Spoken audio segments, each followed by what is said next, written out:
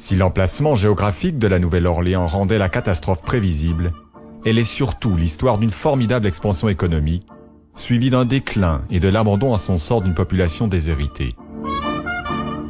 En 1718, des colons français fondent au beau milieu des marécages, à l'embouchure du Mississippi, la ville de la Nouvelle-Orléans. 4 ans plus tard, elle devient après Biloxi puis Mobile, la capitale de la colonie de Louisiane. Le lieu est éminemment stratégique. Débouché des grandes plaines et premier port vers les îles à sucre des Antilles, il fera la richesse de la cité. Dans la seconde moitié du XVIIIe siècle, la France cède un temps la Louisiane à l'Espagne, qui marque la capitale de son architecture. En 1803, la colonie est finalement vendue par le consul Napoléon Bonaparte aux États-Unis.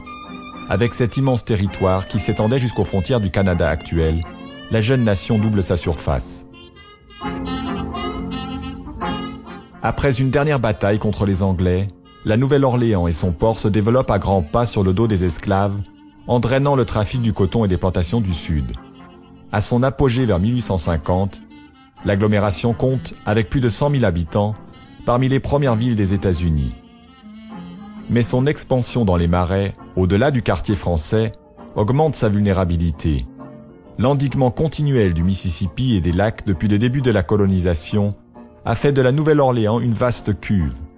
Jusqu'à la fin du XIXe siècle, la ville se retrouve constamment les pieds dans l'eau, régulièrement décimée par les maladies liées à son insalubrité.